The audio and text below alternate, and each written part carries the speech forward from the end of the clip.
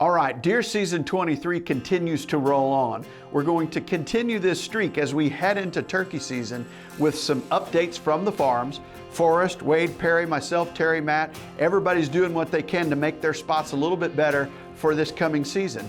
But then we're going to drift back to the fall of 22 and share with you some of the best footage from the fall. This week it's going to be about Wade's Alberta kill. Jared got it done in the last episode. Wade's going to get it done on this episode. We're also going to go on to the farm and talk just a little bit about herd nutrition, winter months, all that different stuff. We're going to talk to you a little bit about Analogic Supplement Gold.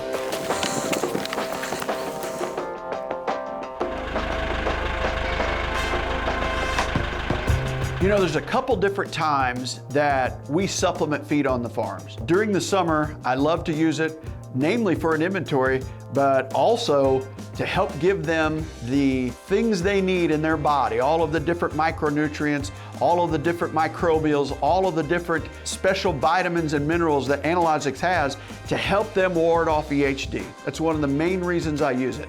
I'm careful about when I put it out. I always want to reduce social stress, and I try not to put too many deer in too small of a place. That's during the summer. What we do in the winter is go into normal areas that a deer are feeding anyway, whether it's a cornfield, bean field, or someplace they're generally congregating during their winter herds, and we're gonna feed oftentimes in a long line. We'll use this to also get an inventory to see what bucks might have made it, see when shed antlers are dropping so we have an idea when to go out and look for sheds, but most importantly, we do it in a fashion to reduce overall stress. This gives them just a little bit more. You can do it fairly inexpensively, and I think the actual result that you get does wonders. It's not everything they're eating, but it is a little bit of a Band-Aid to help them through the most stressful months for a white-tailed deer. Here it is, mid to late February, and we're putting out Analogics again. We've been doing it since deer season closed here in Iowa, just to push these deer on in and through the winter months. Normally, we have it in a grain cart, pull it behind a tractor, get it in a long line, spread them deer out so they're not right on top of each other in one big pile. But we came in here a little bit further in, and we got a little bit of moisture in the ground, couldn't get the tractor in here, so we got our little bit smaller bags, and we got our Iconics camera. You know, another huge thing we love Analogics for here at the latter part of the season is just seeing what bucks made it through the fall. You know, a lot of bucks disperse, go out for their rut ranges, and they don't come back until sometimes even after they shed, get back on that late season and early season pattern. But the Supplement Gold seems to be so palatable, it brings in all these bucks here during the late season and lets you know exactly who made it through the fall. So after I get this card back to the house, we look at who's here, who's shed. We're really looking forward to shed season, but first, let's bounce back to part 2 of the Alberta-Utah mule deer hunt. I was actually fortunate enough to kill in this episode. Just an awesome hunt up there with Three Rivers Adventures and Corey Jarvis. All the Jarvis family are great people and some of the best mule deer guides in the world. Check it out. This segment is brought to you by Analogics. Protect your herd with the power of science. Well, day 2 up here in Alberta with Three Rivers Adventures, myself and Jared. Yesterday, his refresher course did not take long. He's been out for the last 5 years due to kids, work, just been super busy, but I've been able to make it the last few years. But nonetheless, hopefully today's as good as it was yesterday for Jared. I'm excited. We've been seeing a lot of great bucks. We're gonna get the spotters out, and hopefully we can get on a target here this morning. But first, breakfast. Breakfast. A little chilly. I might even put the jacket on this morning. First time this year. Nothing wrong with that. 43 degrees, that's welcome temperature change from the 100 we went to bed with.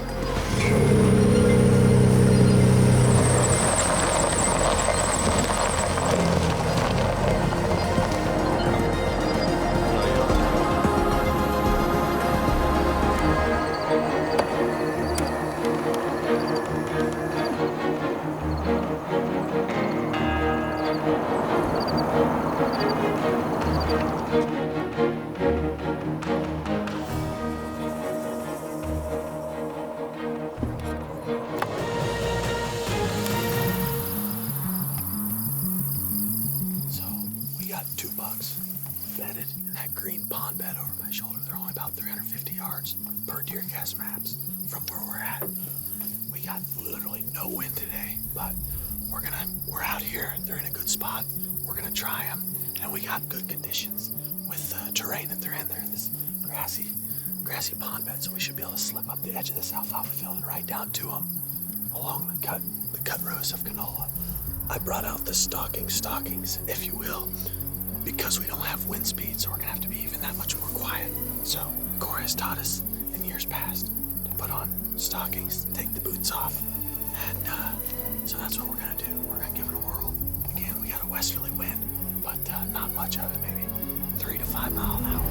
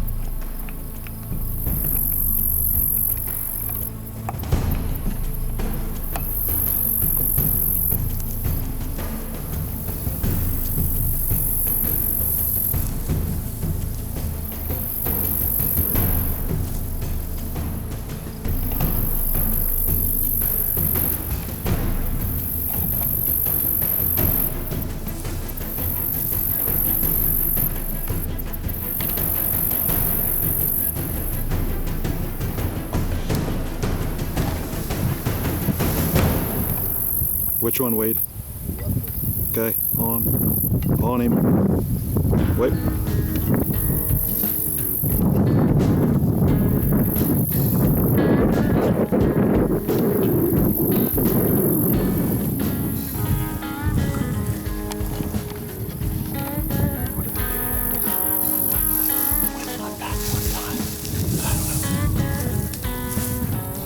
I just seen the corn tips come up and just start dancing, so You still see him right 15, we're 15 yards. Broke our own rule, impatient. Yeah, you should have. Stayed back. Yeah. Too close, 15 yards, way too close. What is the magic distance? I don't like to break 35. They were in a weird spot. We couldn't stay back that far and really have a shot. So they were bedded on the other side of this berm right here. And, if they'd have got up and we'd been back, they'd have had to get out to 50, 60, 70 yards before we'd even really had a shot. So we kind of pushed our luck and failed. But we had fun. Yeah, it was fun. It was, like I said, this no wind. We were able to push in a little closer because where they were bedded, but again, just too close is not a good thing when we're chasing these guys. We didn't fail. We learned something. What did we learn? We need more wind. And not to get us close. Get ahead of your game with a 14-day DeerCast prediction, mapping, radar, wind check, rain station, path tracking, and more. Prep, predict, and pursue with DeerCast. Yeah, that one on the right. Well, the sparks aren't that deep. He looks cool. Oh, yeah. Come on, Wade. What do we got going on here?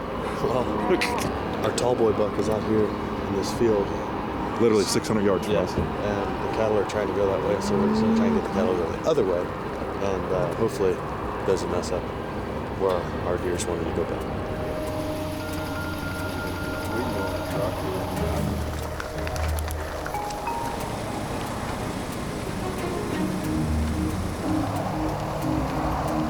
That's one way to do it.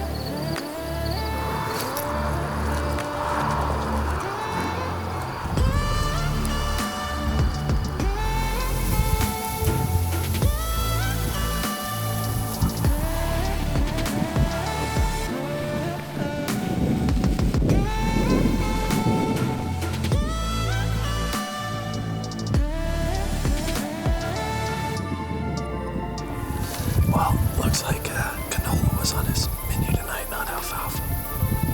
We stalked all the way to here, 70 yards, but there's just no shot in this standing canola. It's just too high on the vitals. We're hoping he's gonna come into this lane, cross it to get this alfalfa. Or we got a shot down this lane. He was thinking otherwise.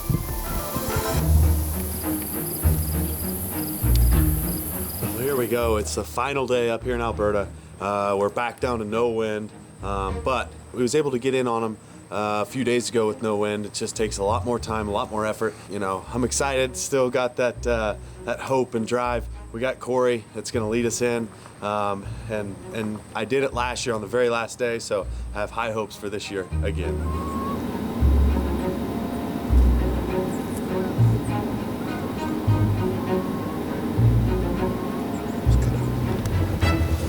Last morning, all hands on deck. We got Tyler out looking, we got Dickie out looking, so hopefully we can come up with a buck here this morning.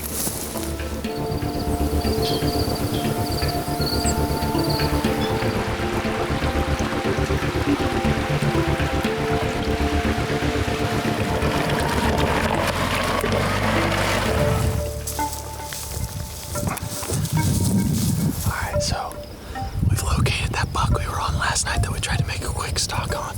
He's up here in a little bit better spot today, so we're gonna give it a shot. We got a little bit of wind, probably 8 mile an hour or so. It's supposed to kick up here any minute, so we're gonna start easing up this hill, flip right up the valley right to him, and hopefully that cut and Tyler can get us close enough with the Matthews.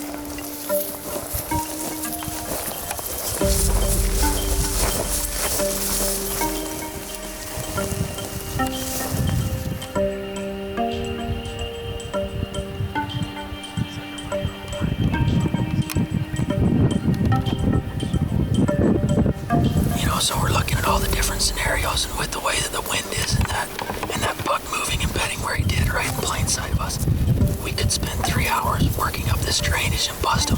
And if we bust him going this way, the game is over for the day. Yeah. But if we come above him, even if we do bust them, we still have a chance of getting on him again if we come from the top. So I think that's a better option.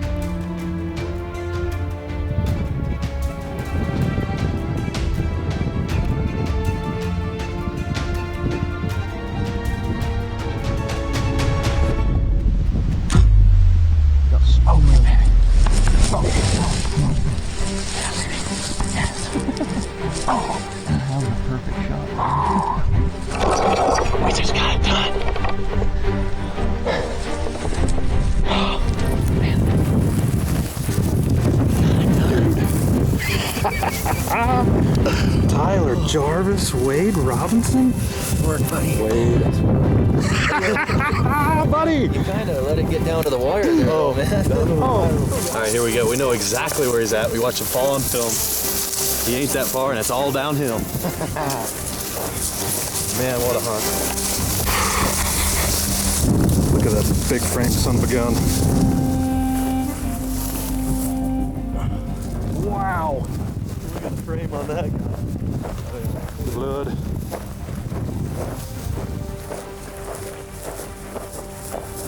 Wow, Wade, congrats, dude. Jeez. Nice, buddy. Thank you both so much. Just awesome. Couldn't be happier to wrap up here in Alberta. Awesome. Let's set him up and get a tag on him and talk about him a little bit. What an unbelievable ending to Jared and I's trip up here in southern Alberta with 3 of his adventures. It was just an awesome day. You know, we're down to the wire, and this guy's 6.5, 7.5-year-old buck that Tyler's been chasing the last couple years. The thing that was so rewarding with this buck is, you know, just getting in on him. We don't have a whole lot of wind today, but whenever we got a little bit more wind, we'll push it into 40 yards. But without wind, you know, you got to stay back there at 55, 65 yards. And this guy gave me a 60-yard shot. Matthews hit home, and just couldn't be happier to wrap my tag around this beautiful southern Alberta mule deer. We're adding new videos every week, so make sure to click that subscribe button and check out all of our amazing content. This episode of DoD TV was brought to you by MOTV. For full episodes of 13 and all of our Outdoor Channel content, head over to the MOTV app and view it today.